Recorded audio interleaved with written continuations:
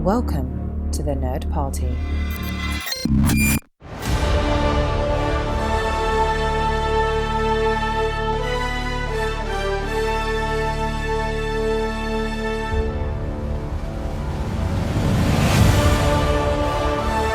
Hello and welcome to another special episode of our Celebrating Superman series here on Missing Frames. I'm your host, Sean Eastridge. Now, normally on Missing Frames, we watch all of the movies we should have seen by this point in our lives.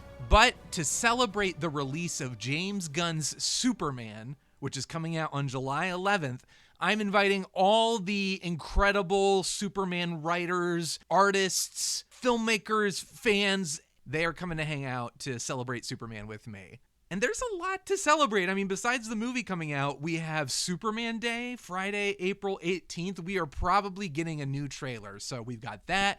I've got some surprises in store for Superman Day. I'm very, very excited of who I'll be talking to in that episode, so stay tuned for that. And by the way, if you like what you're hearing, feel free to share it with whoever wants to partake in the Superman love and affection and celebrations. Please don't deny them that. Just send it out there to anyone you can think of. And also, if you would like, you can rate this podcast on Apple Podcasts. I think on Spotify as well. Does Spotify do that now?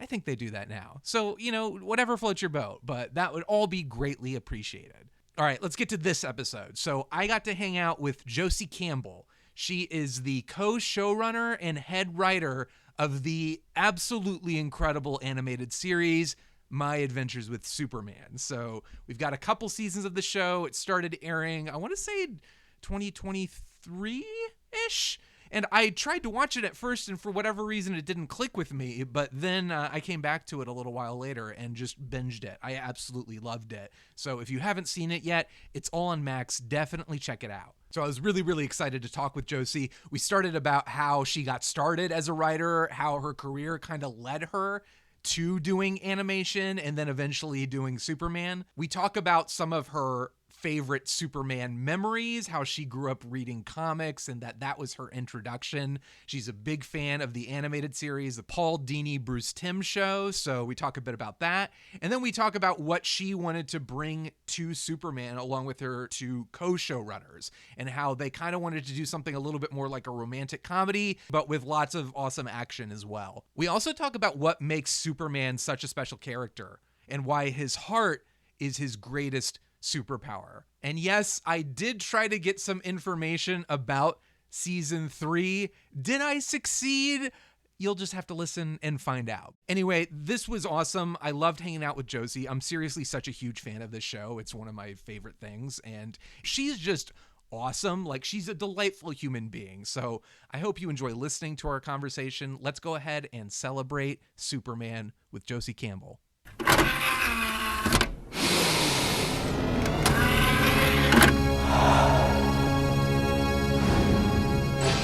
Now available to own on video cassette. Josie, so the audience at home cannot see us right now, sadly. They can hear us in all our glory. But what they cannot see is I'm indicating, this is a giant bookshelf behind me. Sometimes there are action figures on this bookshelf behind me. I don't have any My Adventures with Superman action figures to put on any shelves in my home. And I figured this whole podcast is just really a ploy to complain about that. You're literally not the first person we've done an interview with who's like, but when are you going to get up? Good. Okay, good. And yeah, I wish I controlled that because then I would be like, obviously right away. But yeah, it was funny. We got asked that at like San Diego Comic-Con last year. And we were like, yeah, no merchandise. I'm like, afterwards, because at that exact moment, I was writing the My Adventures with Superman tie-in, and DC was like, you should have talked about the comic. I was like, oh yeah, that's right. Never mind. Everybody come back. We have a comic book out in stores everywhere. Yes, and it's wonderful. So that's okay. I will give you a pass for that. The comic book is so good that I'm okay without the figurines, but I'm glad to hear that people are talking about it. Just putting that out there into the universe, and maybe that will manifest and something will happen someday. Yeah. Yes, for both of our sakes. Yeah. But what is your earliest memory of Superman? Like first realizing this character existed, was out there in the world?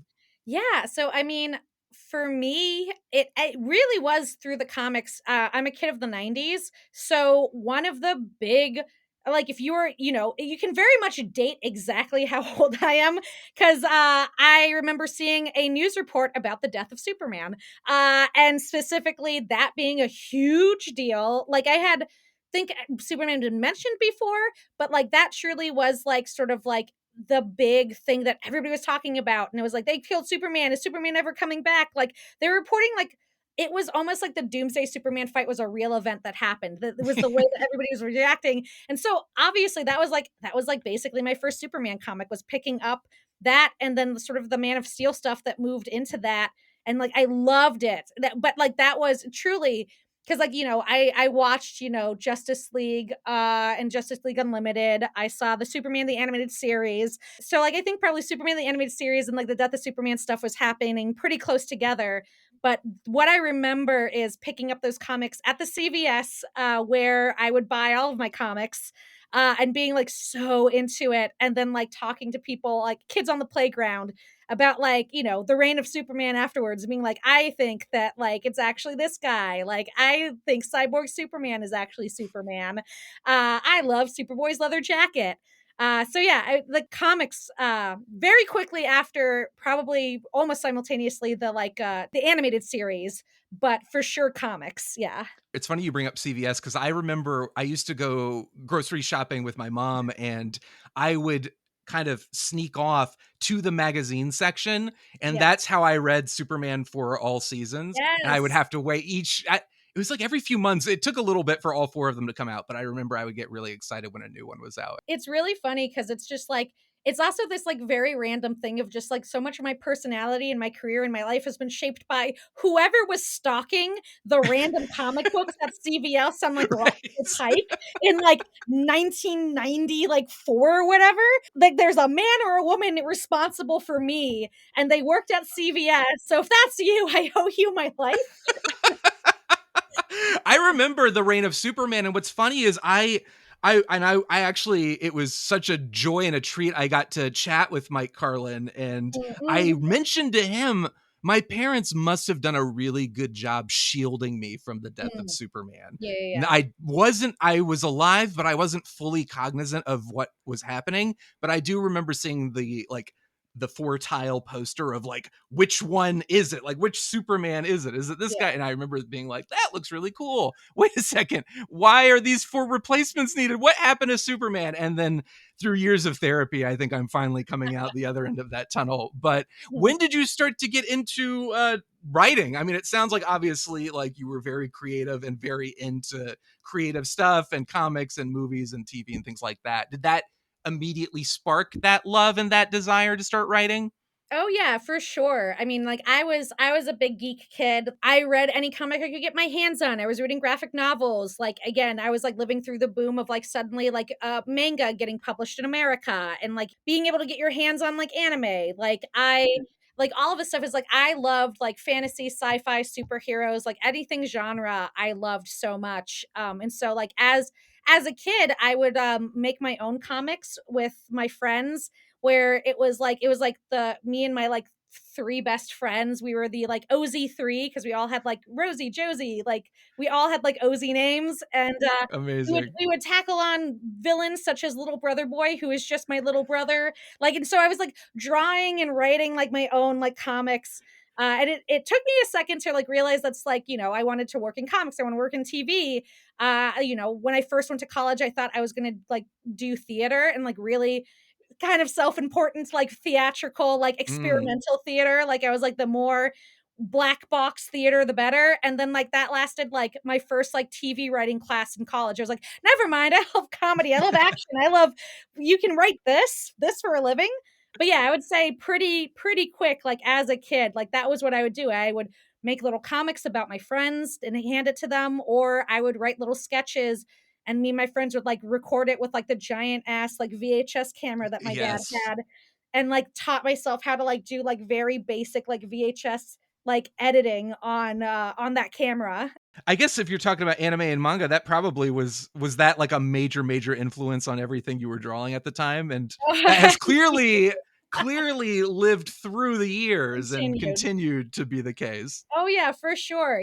Like it's very clear like what influenced like every millennial who is now making stuff in like Hollywood and for comics. But yeah, it was like, I loved manga, I loved anime. Like it was something I had never seen before.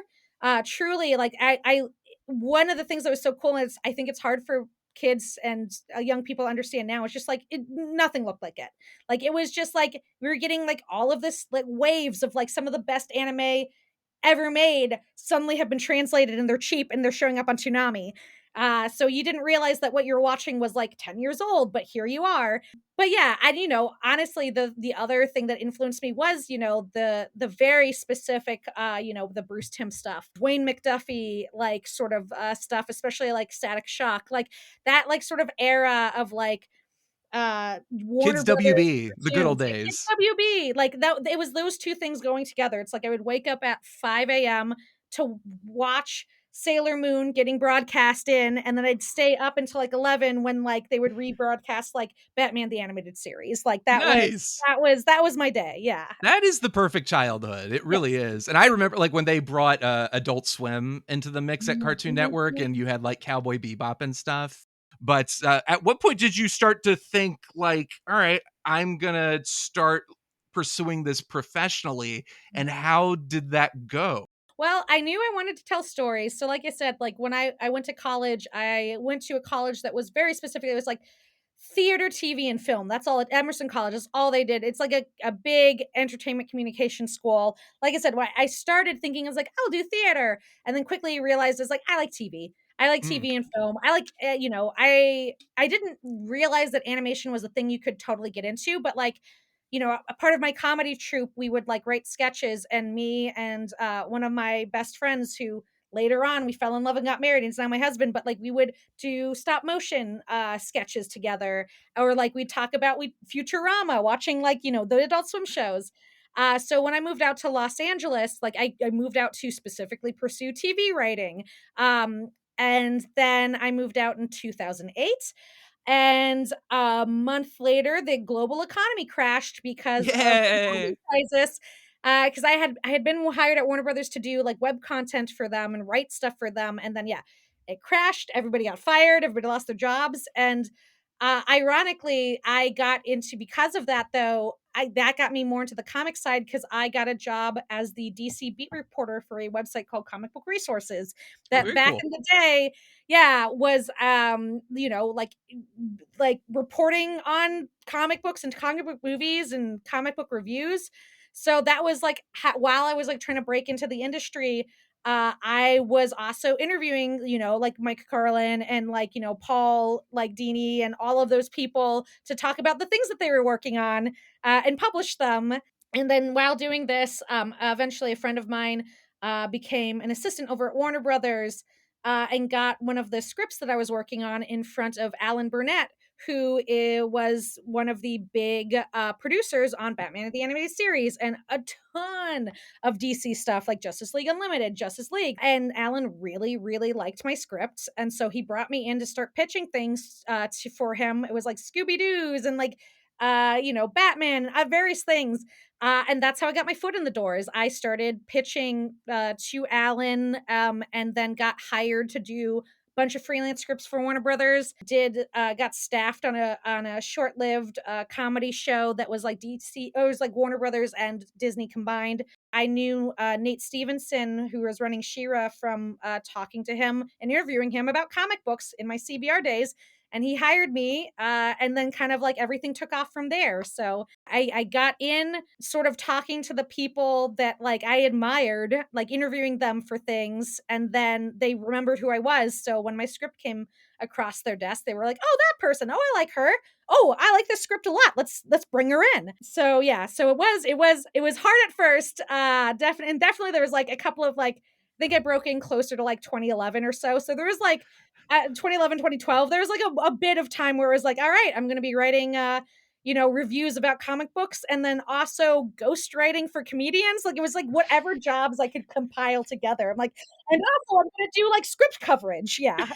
Which comedians did you ghostwrite for? Oh my God. It's the weirdest grab bag. For a while, so there was like this group, like marketing group that did like marketing award shows for like various, it was like best sports marketing, best video game marketing, best this marketing. So they had money, so they'd hire comedians to the host, but like they didn't have enough money to like hire somebody older than 22 years old to write these jokes. So it's like, it's wild. I got to write for like the Workaholics guys, Oh, Norm wow. Macdonald. Norm Macdonald. Yeah, 100%, dude. It's still one of my favorite things. Is he was hosting like the Promax BDA, I think it was the Video Game Marketing Awards for like one of those years. And they got him, and so I was like so excited. Like, yeah, so I ghost wrote jokes and I ghost wrote like the host bits.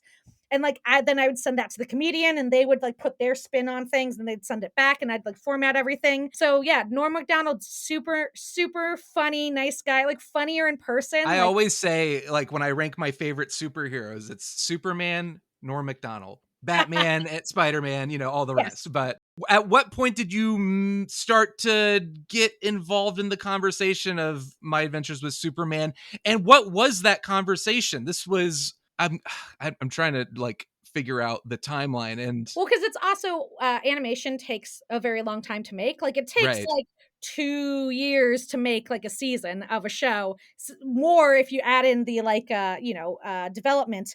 So like I started chatting with Jake and Brendan like in like 2018. Like I was still on Jurassic World Camp Cretaceous. And they're like, oh, we're pitching this thing and I think you'd really like it. We'd really like to work with you. And I was like, oh, I don't know, I'm busy, but also here are all these ideas. And oh my God, I love Lois Lane. And like usually every time we saw each other, we'd be like, okay, I'm gonna yell another idea at you. And then they were like officially like, hey, they want to like, develop this with us. And like, do you want to come on? Do you want to run the pilot with us? Do you want to like develop and run this with us? And I was like, oh, hell yeah. So I came on to write the pilot with them. We like made the pilots, and then we got sort of the green light from there. So like, yeah, so Brendan and Jake had been talking to Warner Brothers for a while. They started the development process. And then like they came back to me. They're like, we know you're busy. I'm like, no, I want to do this. Holy shit, I want to do this. When, Yeah. when where Superman is concerned, I am no longer busy. I'm no longer busy. I'm done with dinosaurs. I'm a Superman is my new best friend. So I came over and then we actually basically made all of the first 2 seasons within the span of like the first 2 years of the pandemic. Like it was wild that we went in, we started the show. We all, found out, oh, okay, well, you have to go home, we're quarantining, but we'll probably be back in like a week. And then 2 years later, we like our like final like episode, we all got to go in person for. So it was a wild time. Yeah. Yeah, that must have been very nice to finally get to quote unquote meet everybody. Exactly. Like season 2, we were basically back in the office, but like still masks on, still like sitting like as far apart as we could while we're yelling at each other about like, like I think that this is what should happen with the Supergirl. Yeah. Well, what were those early conversations like as you were starting to dream up the story and like throwing ideas out there? What were those conversations? And then what was getting you, aside from the fact that it's Superman, it's Lois Lane, Yeah. like, oh my God, that's amazing. What was getting you personally excited about like, oh, we could really put our own stamp on this? So, a lot of it was we pitched out a lot of it as part of like the pitch to get us greenlit. Like we kind of figured out a good chunk of like what season 1 would be, even down to specific episodes. And then like, we had the idea of like Supergirl as the villain for season 2. But like what got me really excited and on board was like, and which we did in our pitch too, of just like talking about the fact that like Superman is like a rom-com. It's as romantic as it is super heroic, like the very first issue of like Superman introduces Lois Lane. Like it's just, she is fundamental to Superman. You cannot have Superman without Lois. You cannot have Lois without Superman. And she is like a load bearing part of this like iconic love story. And so like I was excited to like sort of work on something that the like sort of the love and the emotions and the relationship are just as important as like the robots and the explosions and the bad guys, and that treats Lois and Jimmy as equals, not a damsel in distress to rescue and not a sort of funny side character who's always wrong. This is our version. Like Lois is rescuing Superman, Jimmy is rescuing Superman as much as Superman rescues them. Like Jimmy's still a funny side character, but like he's technically right about every single part of the DC universe. Like people laugh at him, but like Turtle Boy is real. Like he's correct. And that, like, I really loved, like, how, one of my favorite versions of Superman is the Fleischer cartoons. And Mhm. in those Fleischer cartoons, Lois is such a, like, incredible, like, force. Like, it's like unstoppable force meets immovable object. She's just like Yes. jumping into the back of like vans and like chasing after And the story. There's robots. and robots jumping into robots and being like, I'm gonna get my story. Like she Right. steals Clark Kent's like badge to get a story instead of him. Like she's so like ballsy. And I was like, I Yeah. love that energy. And I feel like we have a chance to bring that in a very modern, fun way, Mhm. which we did with like Alice and Jack. Like they're kind of a perfect Lois and Clark, in my opinion. They're wonderful. And let me tell you, well, let me preface this. First and foremost, I'll say I absolutely adore this show, and it's for a lot of the reasons you described. But when I watched the first episode, I want to say, and I don't know what it was. I don't know where my mind was, but it was just like I was like, I don't know how I feel about this. And Mhm. so I put it down and then I was like, maybe at some point I'll come back to this. The first season aired, the second season aired, and it was always in the back of my mind. And in the meantime, my son is watching the animated Bruce Timm, Paul Mm. Dini, and Yep, yep, yep. that animated series because he loves the theme song. So at a certain point, I've had those episodes on in a loop, and I love that series. But late at night, I'm like thinking to myself, I'm like, well, I've been watching that with him. I want to watch some other Superman thing. You know what? Let me give my adventures with Superman another shot. And I feel like everybody experiences this, and I'm sure you have as well. But like that moment of like you watch it and everything clicks and it throws you into an existential crisis because you're like, who was I before that I wasn't responding to this? Mhm. Because this is everything I want. This is everything I love. And I realized, I think what threw me for a loop the first time was how quickly Clark and Lois are Oh, kind yeah, of yeah, yeah. into each other. It Yes. kind of threw me off because I'm a big fan of the like will they won't they energy and the she Mhm. doesn't know. So I think them being immediately smitten threw me for a loop. But then as the show, and sorry, this is going to spoil a little bit. If you haven't seen season 1, you should probably go and watch it. But within the first few episodes, seeing the journey you were going to take these characters on and deciding early on to have Lois find out Yeah. and deciding early on that Jimmy and Clark were besties and went to Mhm. college together, I realized we don't get a whole lot of great stories these days that focus on this trio. Yeah. And then once I kind of like was won over by the approach there, I was like completely and immediately sold. And from that point on, there was no turning back. And Mhm. I've been in love with this series ever since. I think the cast is wonderful, but what I really love and appreciate is the fact that you've kind of brought them all equally to the forefront. And I think that's what having Lois discover Clark's identity early on brings to it. You don't have to play that game anymore. You can just kind of have them go on adventures together. Well, and it also opens up a new thing that, like, you actually kind of rarely get to see, which is Lois and Jimmy are equally doing the superheroics and helping Clark. And, like, Yes. especially, like, season 2, we have a lot of fun with, like, now Jimmy and Lois have to cover for Clark. Now they are keeping the secret too, or, like, they're trying to, like, throw Vicky Vale off the scent of figuring out who Superman is, or Cat Grant, like, I one of my Right. favorite episodes, right, was still the, like, most eligible Superman, where like they're like, we have to pretend that you're super single because we can't find out that like we're dating, otherwise she'll figure out that you're Superman. So it's like it opened up a different dimension that, like I said, like I actually like pretty much haven't really seen. Like maybe a couple of comics have done it where it's like Jimmy and Lois are keeping Superman's secret as well. And Yes. so now all three of them could get caught in a lie. All three of them have something at stake. And all three of them are, as we learn, equally bad at lying. Like, it's like Lois is very smart, like Jimmy's very smart. They figure it out pretty fast, and then yeah, you just watch them being like trying to cover, and it works because no one believes that Clark is anything special, but Lois and Jimmy know that he is. Yes. That's the other thing that like we really wanted to get into again to make it different is just like who doesn't love Clark Kent? Like only a monster wouldn't love Clark Kent, but they live in a world that like ignores Clark Kent. So of course Lois and Jimmy in our version figure out that Clark is Superman because to them Clark is super. They love Clark. They think he's great. And so it's less of a struggle for them to put it together and realize, oh, Clark is Superman. than it is for like, again, Cat Grant or so like Perry or somebody else to be like, the quiet guy. Yeah. Right, right. And it also organically gives Lois and Jimmy more agency because Yeah. they're kind of playing parallel to the Superman stories, at least the ones we're used to. Most of the time, we are seeing stories where it's like Lois doesn't know, and so she's off doing something, and then I gotta leave and come save you as Superman. So the Yes. fact that now Lois and Jimmy can play really a more active role in these adventures, they are taking on the challenges that Superman's taking on. Obviously, they don't have the powers he does, but they're able to participate in a way that I once I stopped being a jerk and started loving this show, I Mhm. realized like I was like, this is great. I love this. But it was just like realizing this is a really fun, fresh approach to it. And as a character thing, just giving them more to do made it really, really exciting. I wanted to ask you about the casting and figuring Mhm. out like who was going to play these parts and what spoke to you about all these particularly that trio. Yeah, I mean, so we kind of did a big casting call, our casting people at Warner Brothers kind of put out a wide net.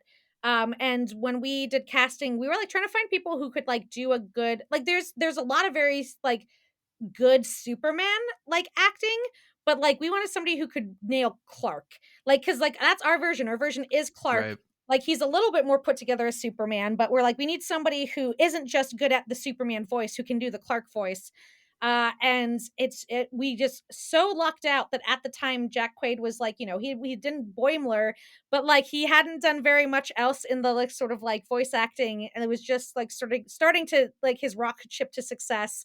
So like he read for it and we're like, "Oh my god, this is it." Like he was like one of the first people we heard and we're like, "He's got a perfect Clark." Like he sounds like Clark Kent. Like this is Mm, a perfect Clark Kent. Like he does a good Superman, but oh my god, he's like dead on. And so like we like grabbed him. Same thing with like Alice Lee and Ishmael. Like Alice Lee, we had like a huge list of like 40 people that we were listening to, and she like was like I think in the middle, and it was just like as soon as she started talking we're like, oh, this is it. Like she had the right. perfect energy, where it's like, it's kind of our version is a little hard, where it's like she's very excited, she's very happy, she's also very like pushy and like she's gonna get her way. And so it's like she was able to do this incredible balance of like she's funny and she's sweet and there's a little vulnerability to her. So you love her even though she's like grabbing Clark by like the tie and like dragging him around and be like, come on, Smallville. Yeah, that's a tough line to walk because it could be like, oh, this is annoying and obnoxious, but Yeah. she pulls it off. It's very, very sweet and she's very, very endearing. She's incredibly charming, and that was the thing that we were looking for, is a Lois Lane who, like, is really active and jumps into it, but is comes off as charming rather than, like, annoying or pushy, like, and Alice was it. We're like, "Yeah, she's an incredibly charming person to listen to," and, like, Alice and Jack didn't meet for the first 2 seasons, like, they recorded separately in Wow. separate locations, and it was insane because their chemistry together is so good. Yeah. And then Ishmael is so funny because Ishmael's personality is a little bit like he is a little bit like Jimmy, where he's like coming in, he's like kind of hanging loose, like he's jumping in, he's like laughing as he's like recording his lines. So like Ishmael was like this incredible like glue holding us together.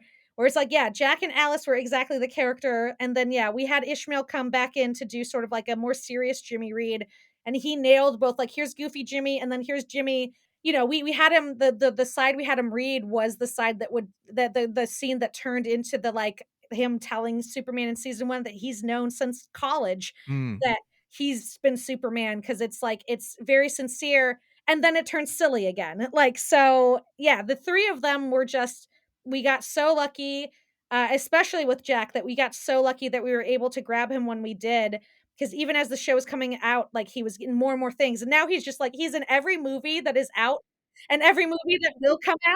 it's wonderful. I love it. I love it so much. I also love that later on we found out that he'd actually auditioned for James Gunn's movie.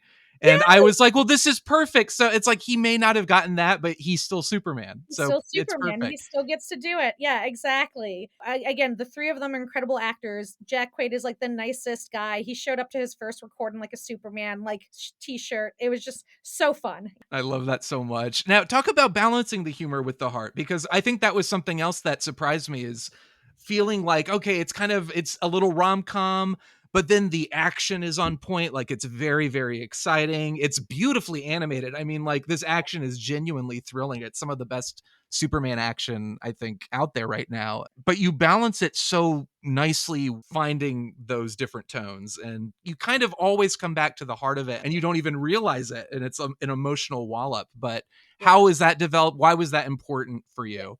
I mean, the line that I think got us greenlit is us saying it's a rom-com with punching.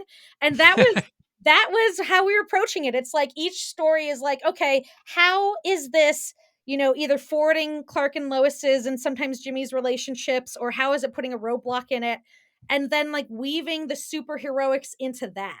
So it was always the episode is happening because of an emotional thing that they're going through, or because of a story character arc they're going through that is complicated or made worse or made harder, have obstacles because of the superheroics. So like in some ways it's like it's a rom-com where villains are the obstacles to true love, essentially, is how we're like handling it. And so, for us, like we wanted to really, hit that tone of like it's funny, it's sweet. And you can't get romance unless you do have that heart. You can't get stakes unless you care about these people and the world around them, and you care what they're going through.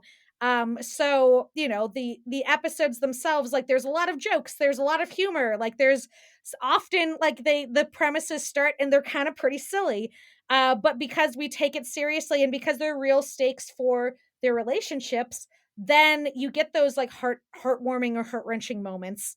And it's not just the Clark, Lois and Jimmy trio, like especially in season 2, Lois and her dad, like Lois, like the general, and like Amanda Waller, like there's so many more characters that like you start to see like sort of this is their connections. Like I still really love the like, episode of like Lex Luthor coming out and debating Jimmy on stage about whether or not Superman deserves like like basic human rights. All of this stuff is happening, sure, because that there's superhero reasons, but it matters because it hurts Clark. It matters because it puts a relationship in peril. So I think that's the key to all of this, is the way to pull off that hat trick is care about the characters and have the things that are happening in the world matter, because that puts their love and their lives and their relationships in danger, not just the world. One of the moments that really got me is, I think it's the finale of season 2, maybe the second to last episode, but it's Clark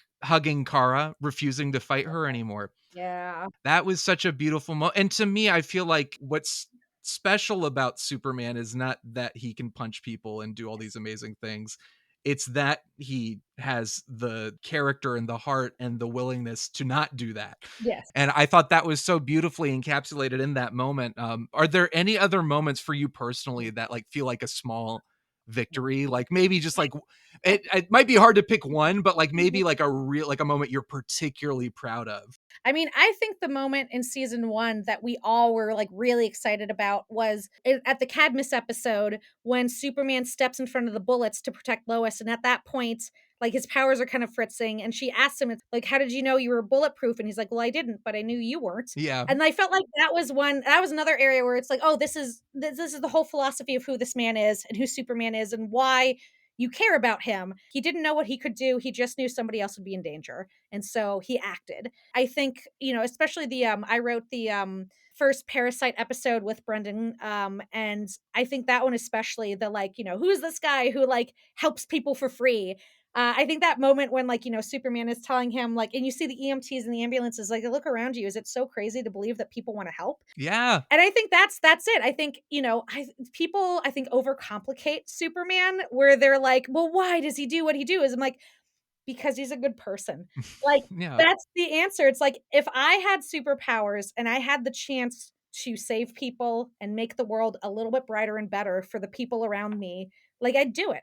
Not because I want recognition, not because I want like fame or glory. It's because then the world is a little better and brighter. And we all have a slightly better life. And that's, people talk about power fantasies with superheroes, but the power fantasy for Superman is that the world's most powerful man cares about you and wants you to be happy. Yeah. And so that's how he's gonna use his powers. And so, yeah, so, a lot of season 1 especially, but, like, season 2 when he's like, he doesn't wanna fight Kara, and that he's gonna get through to her, not because he punches so well, but because he loves her, and he accepts her for who she is. And that's truly you can see, like, All-Star Superman definitely influenced us a lot, but you can see that sort of DNA, but, like, the idea of Superman as a hero isn't just, "This man can fly," it's, "This man can love." Like, you will believe a man can love. That's Yes. Superman. I believe it. You've sold me. What about the comic book, which is kind of an interlude? It's a bridge Yep, between season 1 and 2. yep. Had you done comic book writing at that point? Like, was that a new experience for you? And what was the difference between doing that versus writing for the show? Yeah, so I had been doing comics so at that point I had done some short comic stories, and then I had just done the new Champion of Shazam miniseries with Doc Shaner, which was fantastic. And of course, how could I forget all the comic books you did in high school? And all the yeah, so All that obviously I you feel have fresh on. years. You're a professional. Yeah. And I had just actually started doing, it's the run is over now, but I had been doing like, I got tapped to take over for Mark Waid doing Shazam at the same time. Can I tell you a funny story about Yes. that? Yeah. That was another scenario in which I was like, "Oh, I'm such a big Mark Waid fan. I don't know much about Shazam, but I'll read his run." And then I found out he was leaving, and I was like, "Oh, do I want to continue this?" And then when I had my adventures with Superman Mhm. Revelation, and I was like, "This is the best show ever." I was such an idiot. I went back to Shazam, and I was like, "I guess I'll pick this back up." Wait, Josie Campbell, is that? Oh my god! And then I realized, look, the world is full of wonderful, beautiful things. You just need to open yourself up to the possibility. Yeah. This is all Yeah. to say I love that run. So Oh, thank you so much. excellent. Thank But you. anyway, Yeah. sorry to interrupt. Please continue.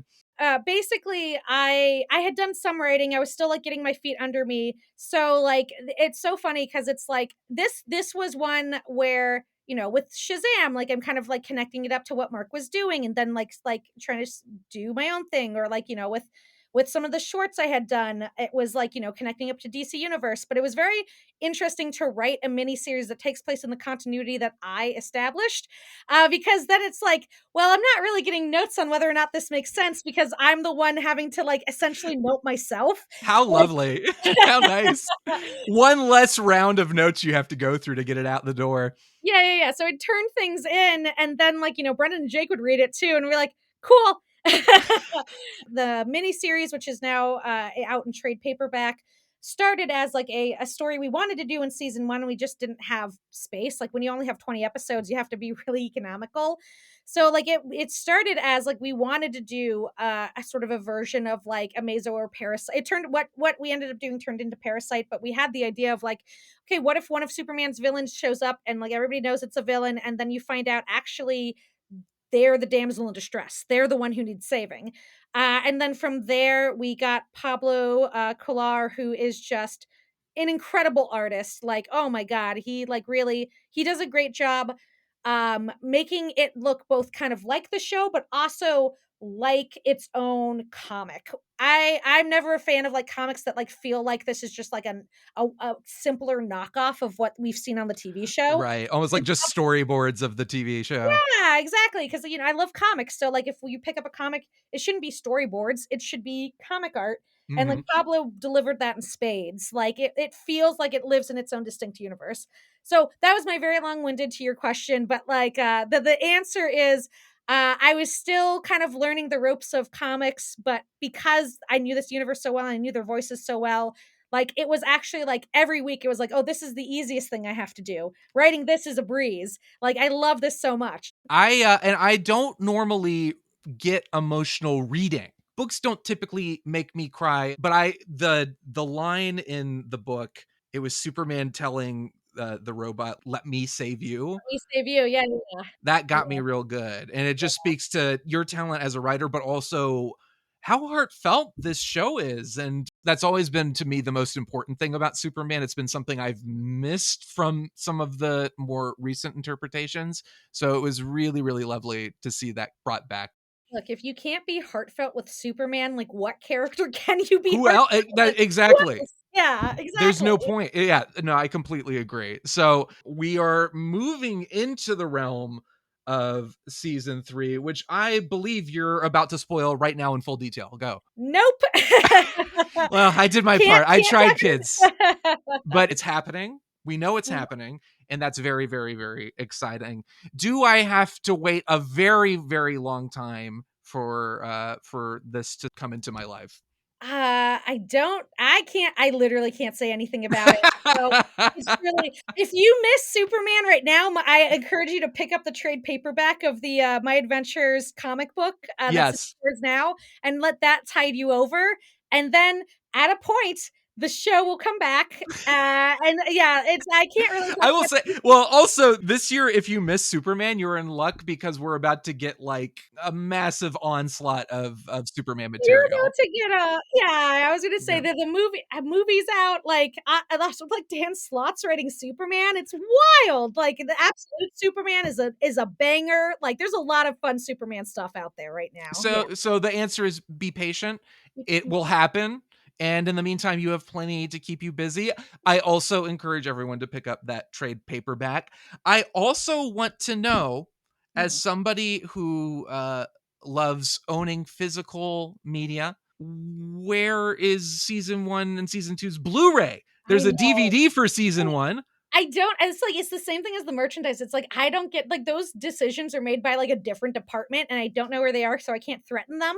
So, like, it's so funny, I don't know what the calculus is, 'cause it's the same thing happened with, like, Jurassic World, Camp Cretaceous, and She-Ra, where it's like, I have season 1 or, like, 1, 2, 3 for those shows, and then, like, I'm like, "But where's the Blu-ray?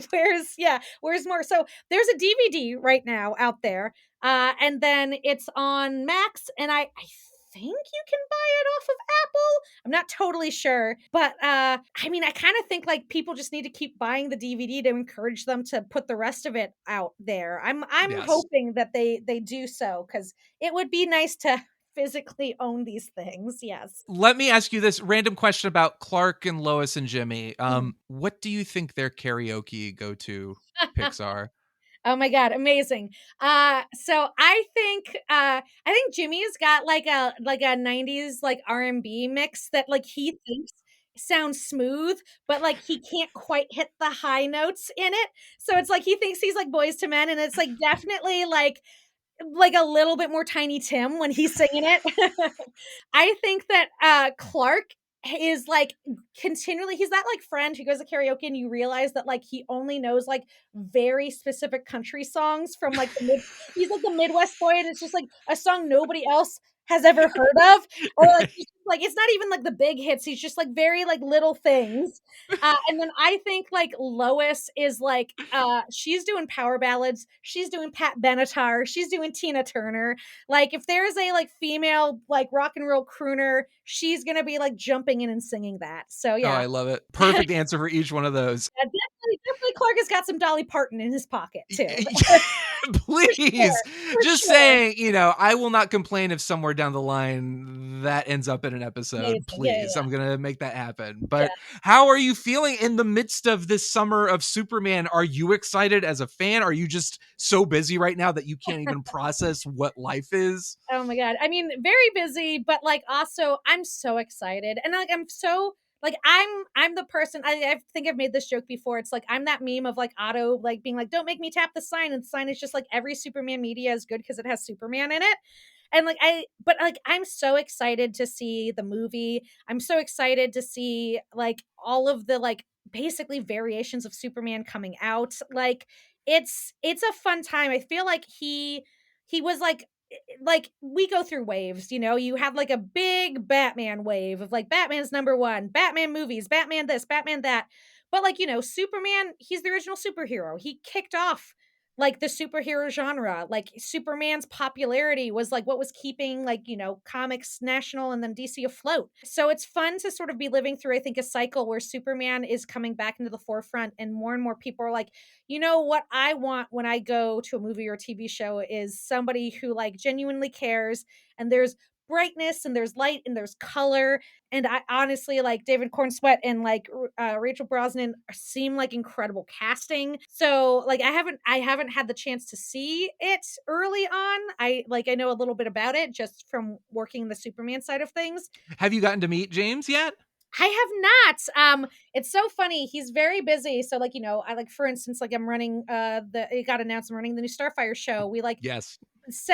we recorded our pitch to send to him because he was like in the middle of like 50 different things. He's like reimagining the DC universe. So I haven't gotten to meet him, but like, I'm a big fan of everything he's doing and all of his work. And like, I truly cannot wait to see the movie. And I'm very excited to like, see set pictures that are bright and colorful. And it seems like everybody's having a fun time. Yes, absolutely. And then for people, I'm stealing this question from my friends Brad and Lisa Gullickson at the Comic Book Couples Counseling Podcast. But for Mhm. people walking out of that theater, you'll have copies of the My Adventures with Superman trade paperback to give them, Mhm. and the Yeah. DVD, and eventually the Blu-ray. Let's hope, Eventually, right? figure Obviously. but by July it'll be out. It'll be out. Yeah. Yeah, for sure. This Mhm. podcast is going to make it happen. But what other comics or Superman books would you hand out to those Mhm. people outside of the theater? Oh man. So I really think All-Star Superman is one of the best Superman stories. It's like such a fun ride. It's like a perfect each one is a perfect encapsulation of a Superman story and a Superman vibe. Um I would say it seems very funny because it seemed very contradictory, but like honestly, like we were all very influenced by like Kingdom Come. Like Mhm. it's just again another really strong story in a very different way. Um Yeah. I've talked about this before, but I love the like burn run of like Man of Steel that turned into the Simonson and Bogdanov. But like I think that those early 90s Man of Steel comics are so fun and like they're doing for the 90s what we are kind of doing for modern times, which is like reimagining this, like bringing Mom Pa Kent back is like such a good move. Like, I think it's to the point where it's like, I think people don't realize that they were dead. Yeah. Like, I think people like are just like, "Mom, Pa, they've always been around." I'm like, "No, no, no, no. They were gone." Like, When you go back and read those comics, there's so much in it where you're like, oh yeah, there's so much in here that is still to this day in your show, and even in James Gunn's movie you can yeah. see the DNA of it. Yeah, and then I would say 100% the, Donner Superman movie. Like, it is still such a magical movie. Like, it's very simple and but very heartfelt. Like, there's something very magical about the way it comes together and how clever it is and how funny it is and how sweet it is. Like, that Donner movie really is, like, the perfect blueprint for Superman. So, yeah, I'd throw All-Star at them, I'd throw Kingdom Come, I'd throw some Byrne, and then I'd throw, the Donner's first Superman movie at them because it's great. Great choice. Yeah, and Donner's Superman, it's like beyond. I think a lot of people are quick to say, like, yeah, it's one of the best superhero movies. It's cinema gold. It's one of the Yes, best movies I've ever seen. absolutely. I would also love to give you a chance to pitch me on I Heart Oh, I Skullcrasher. heard Please, Skullcrusher, yes, please. This is an original work by you. original, yep, original Okay, work great. by me. So, yeah, so it's coming out from Boom, the first, it's an ongoing now, the first, 5 issues got collected in a How trade many things are you writing right now? So there was a point in time where it was like, okay, 3 comics, a show, pitching on another show, and then I was like, I gotta slow down. So like, it was definitely like, like I still miss Shazam. I would love to keep going, but like, definitely like they're like, hey, like I think we're gonna like end it around this, and I was like, okay, and then like after I was like, oh, I can sleep now. I can sleep now. You and Mark Waid have a problem. I think you I both need to go into counseling. I think so. I agree. I agree. Yeah, so I Heard Skullcrusher is a completely original idea. It's a creator-owned comic that is now an ongoing that I've been going through Boom. And basically it started it's about a plucky 18-year-old girl named Trini who lives in a podunk little town and she idolizes her like favorite athlete in the world playing her favorite sport in the world and she like oh so desperately wants to be a part of this, do her whole like sports underdog story, but the world she lives in is a post-apocalyptic America, and the sport is a literal Thunderdome meets soccer blood sport called screaming paintball. And her idolized athlete, who she loves and wants to be exactly like, is named Skull Crusher, a woman whose signature move is crushing people's skulls. And so I like pitched this. This like I pitched this to Boom as like kind of like a sports underdog sports anime story meets the apocalypse, and it's about plucky Trini pulling together a team of other ragtag misfits to like enter the tournament to like become part of Skullcrusher's team and work her way up to the top and like achieve her dreams. But like in this like crapsack world where like part of the game is murdering each other and you all have weapons and like everybody is like she's like so starry-eyed and bushy-tailed and everybody else is like fighting for water. Yeah, so it's like a sports and apocalyptic sports anime is I love all of this. and I'm working with Alessio Zono, who is this incredible artist. He's from Italy. He was doing covers before, and this is his first sort of big American work, and it's incredible. Like we have the same language. Like he's doing a like, the story is like through like a Studio Trigger style lens. Like the action is incredible. The like details are incredible. He's just like a one-man machine. It's very funny, but it's also like very fundamentally about like, can you hold on to your innocence when things around you are bad? Like that's kind of like there is a very heartfelt thread throughout this that Trini, she wants to be part of the screaming paintball world. She wants Skullcrusher to pay attention to her and love her. She wants to put together a team, but what she really wants is a family. What she really wants are people who are going to have her back. And what she really wants is to live through her impossible dreams, no matter how insane they may seem. And I came up with the idea during the pandemic and like, writing it now, like it feels very timely of like, this big through line of like, how do you retain hope when things around you seem hopeless? And so it's comedy, it's heart, it's action, it's people getting like the mutants biting people and heads getting knocked off.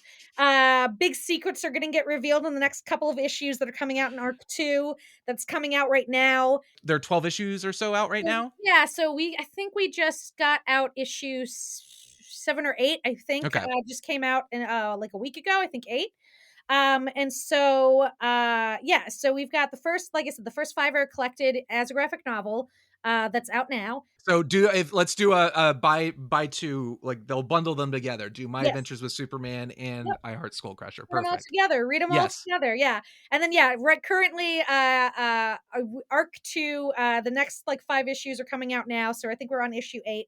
And it's gonna keep going for a little bit.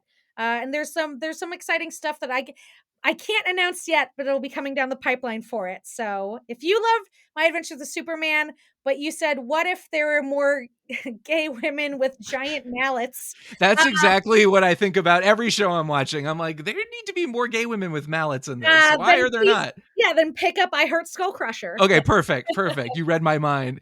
I think it's becoming very clear to me that I am a Josie Campbell fan. So if it's anything like these other products, I will absolutely be checking it out and adoring it. Well, Josie, this has been wonderful. Thank you so much. As I've said, I have been a massive Superman fan my whole life. And in the past decade or so, my whole life I've felt protective, but particularly in the past decade or so, I've felt very, very protective. When people ask me what should be done with Superman to make you happy, I would say they need to hire me because I'm apparently the only one who knows what should be done. Mm-hmm. But now between seeing what you and the team has done with My Adventures with Superman, seeing what James is going to do with his Superman film, and that, Superman and Lois, I feel like I can finally rest easy and say, you know what? These people know what they're doing. I'm very, very happy with what's being done. So thank you for that. And for all the work you're doing. It sounds exhausting, but I'm so happy.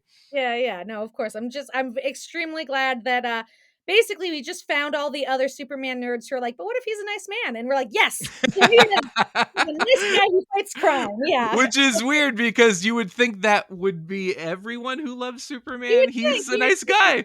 He's a nice guy. And he's got superpowers and he kisses a beautiful woman. Like, we love it.